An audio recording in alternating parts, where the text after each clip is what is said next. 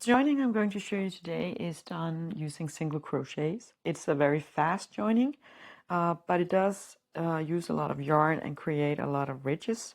But for some projects that might actually be a really good thing. If you want some structure into, like, let's say these plain flat granny squares, if you were to join them for an afghan or something like that, you might actually want the ridges to create some diversion in the pattern. So this would be a good one for you to use. Again, it's pretty quick to do, but it does take a lot of yarn, so take that into consideration when you're planning your project. We are using a hook. Again, I am using this blue yarn. We're going to work on our right sides, so have your back sides facing each other and put them in alignment next to each other like that.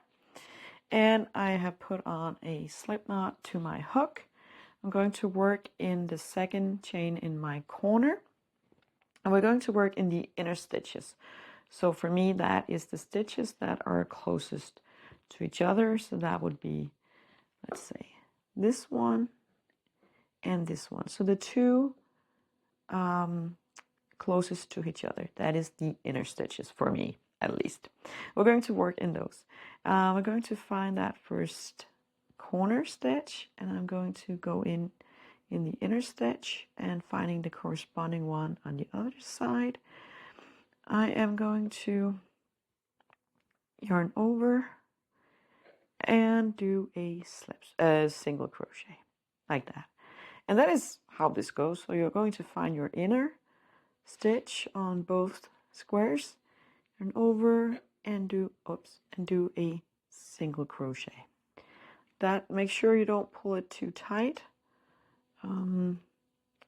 But you know, the only thing working in these either inner or outer stitches or loops, that's basically the only thing that can be a little tricky when it comes to joining with a hook. And once you get the hang of it, it kind of, you know, after a few, it kind of becomes a flow to it. So it just becomes easier. And again, working in those chain spaces, we are working in the stitch, not in the chain space itself. And you're just going to continue with that all the way. Let's do a few more and see what that looks like.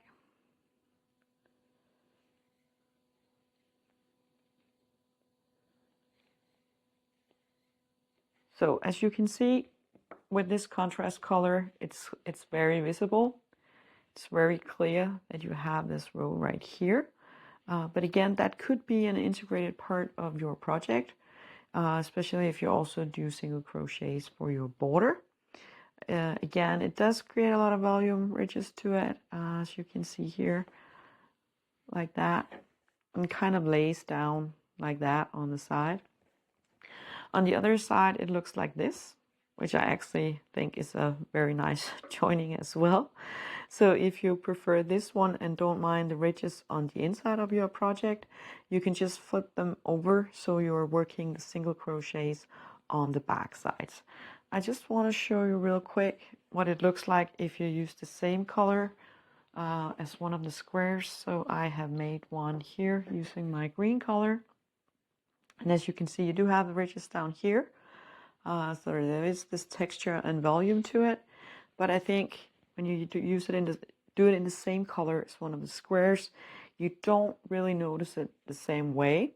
So this method is definitely useful if you want that ridge or those ridges to be part of your project.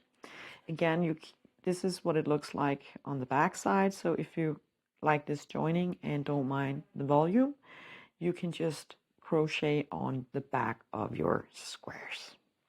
That was all for today. I hope you enjoyed this tutorial. Check out some of my other joining tutorials, and have a nice day.